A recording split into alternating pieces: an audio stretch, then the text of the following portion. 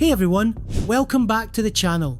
If you love action movies that deliver both intense fight scenes and meaningful messages, today's video is for you.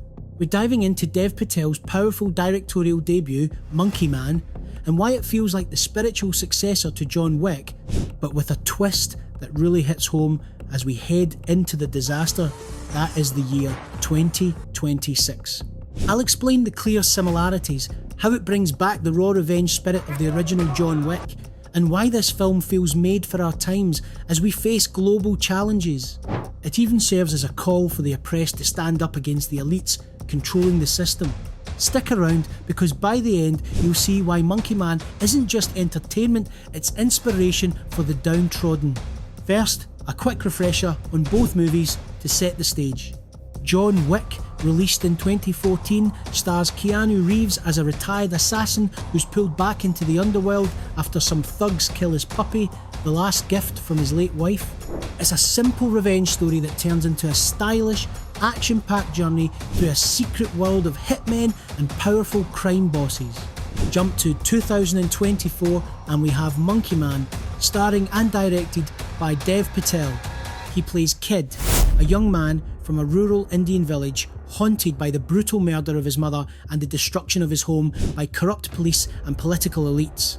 Wearing a monkey mask, he sneaks into underground fight clubs and rises through Mumbai's criminal world to take bloody revenge on those responsible.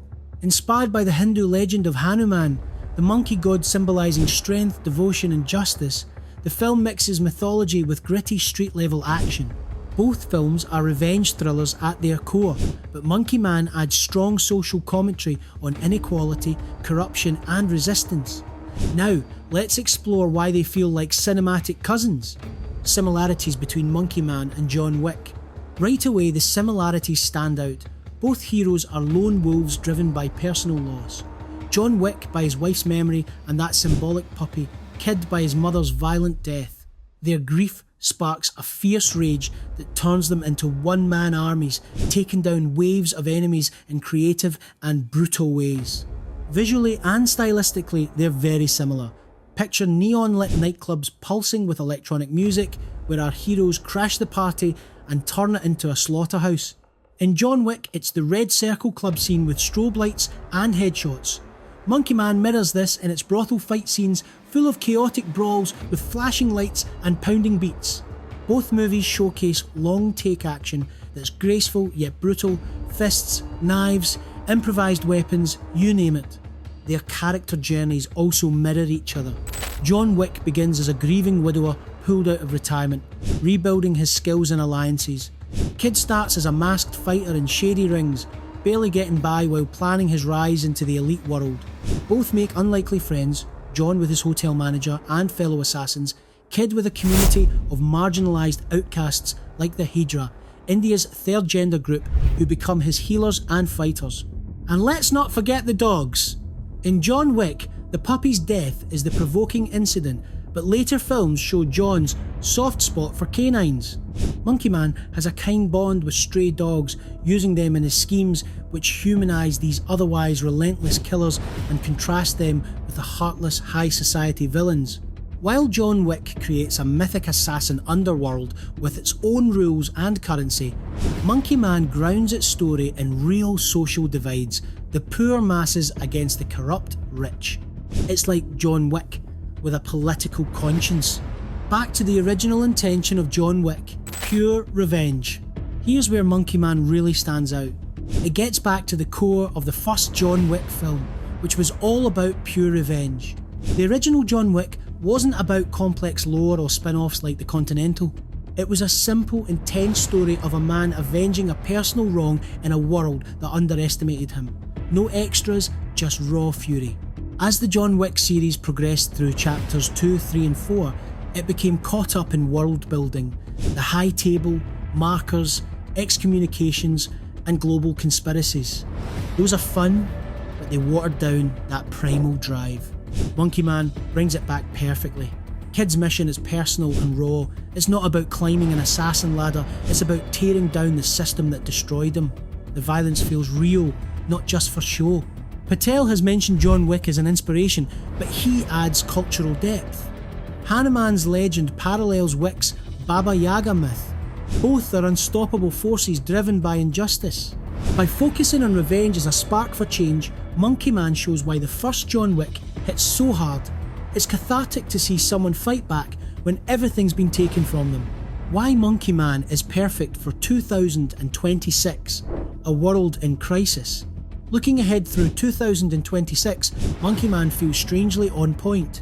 We're heading into a world in crisis, with growing wealth gaps, political divides, climate disasters forcing millions to move, and rising authoritarian populism. Think about it. Inflation is hitting the middle class hard.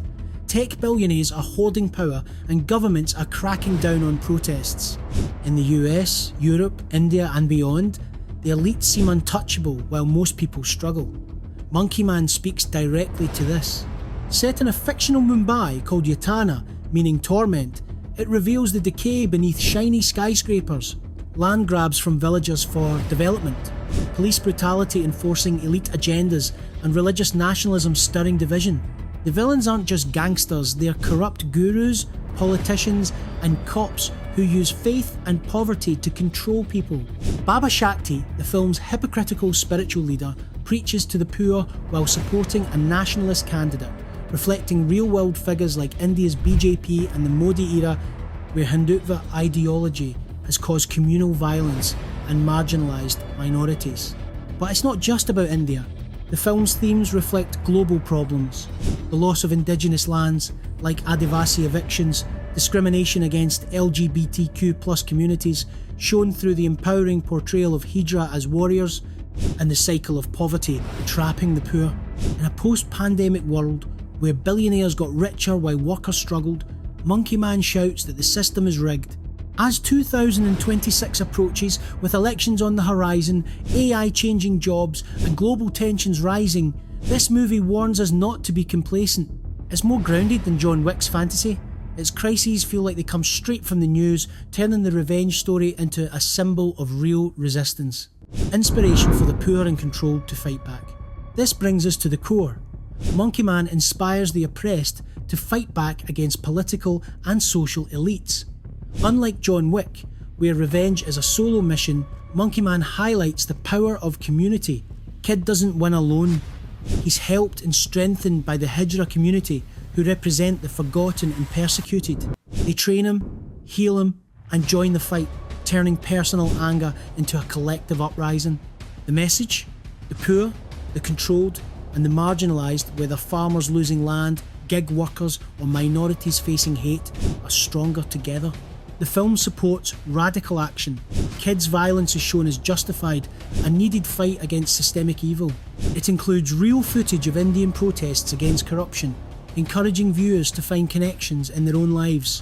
In 2026, as crises get worse, Monkey Man urges us to channel Hanuman's devotion, not blind faith, but strong loyalty to justice. It's a call to action for the 99% to tear down the ivory towers. Yes, it's fiction, but in a world where elites fly private jets while preaching austerity, this movie says, fight back, organise, take back what's yours. Monkey Man isn't just John Wick with an Indian twist, it's an evolution that brings back the pure revenge story while fitting our divided times. It reminds us that even in crises, stories like this can spark change. If you're feeling overwhelmed by the world, watch it and let it inspire you. What do you think? Is Monkey Man the new king of action revenge movies? Share your thoughts in the comments, spread this video, and let's chat. Thanks for watching, stay inspired, and I'll see you next time. Peace out.